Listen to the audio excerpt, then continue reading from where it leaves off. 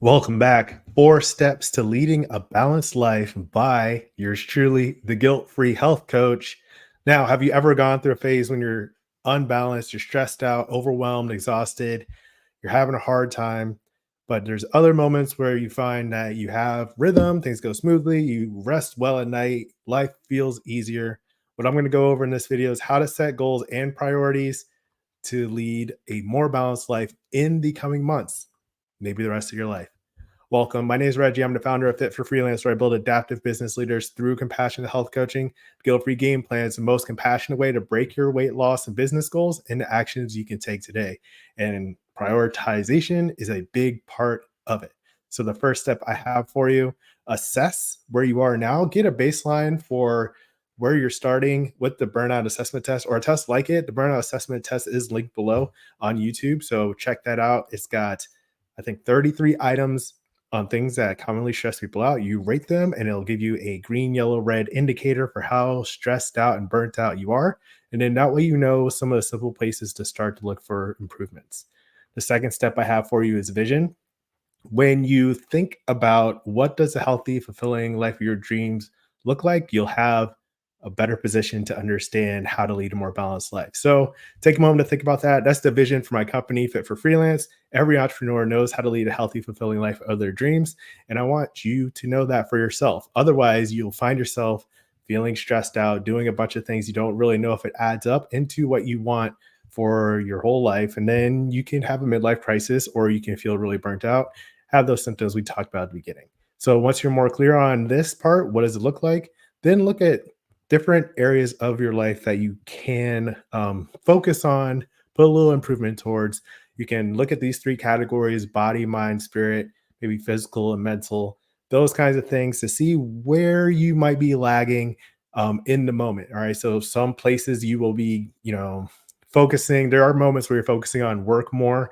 So you're more concentrated on that. And then you might be skipping more workouts. Or if it's like beginning of the year or something, you're very focused on your body, your health, and eating healthy, getting active, going to the gym, then you might not be as focused on other areas such as your sense of contentment, spirituality, whatever different categories. So be mindful that these things usually interrelate.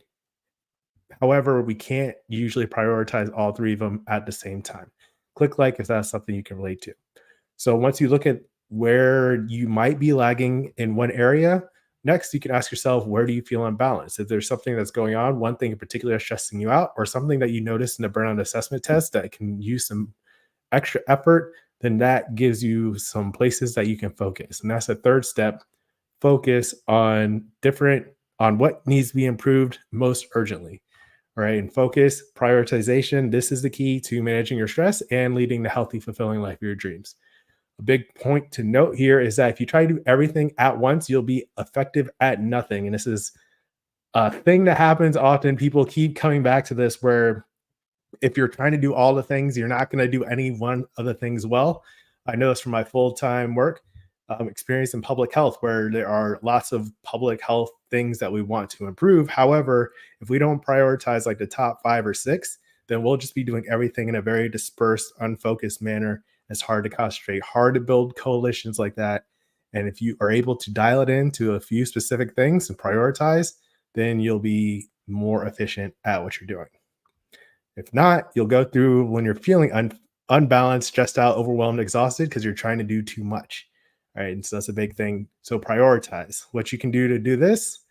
Choosing specific targets so you know what you're doing exactly. And you want to set a clear objective so you know at the end of whatever time frame, like whether you've done that or not. So it'll come out like this. I will specific action you will take for how long or how often for a specific time frame. So if you have a goal about exercise, like I will go to the gym 3 times by Sunday night, right? And then when you're more specific about that, that helps you prioritize. Pick 3 to 7 priorities for the week, get more focused in, and that's going to help you manage your stress, right?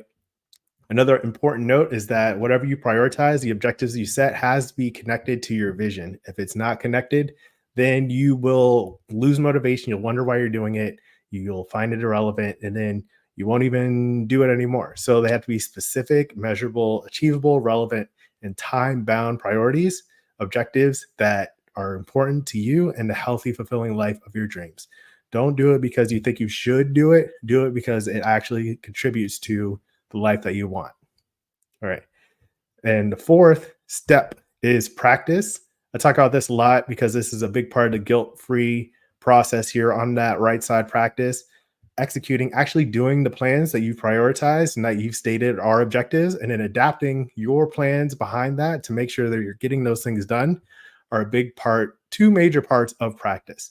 And that's how you create a process for progress. You'll start moving forward towards a more balanced life. And then also celebrating ongoing success is a big part. If you're not celebrating, if you're not enjoying the gains that you're making and celebrating with gratitude, then you're not going to continue. You're going to get stressed out. You're going to go back to that initial state of why you join when you're feeling exhausted, burned out, stressed, overwhelmed, like all that stuff. So make sure you're celebrating your practice as you go. And if you need more accountability or support, you can schedule a call with me to learn more about the guilt free game plan. We can talk about what you want, what you've tried, and how I can help you build that sustainable practice that works for you and is part of the healthy, fulfilling life of your dreams. All right. So that's today's message. You can get the burnout assessment test link below. That's free. It's easy to get. And it's a good way to get a baseline to see what you might want to improve. It also comes with the health and business goals checklist. So you can have some items to potentially focus on first. All right. And then next, you can watch Make Time for What Matters, Work Life Fulfillment Through Prioritizing Needs. That's a conference presentation I gave that I re adapted for YouTube. So you can view it here. As always, keep practicing.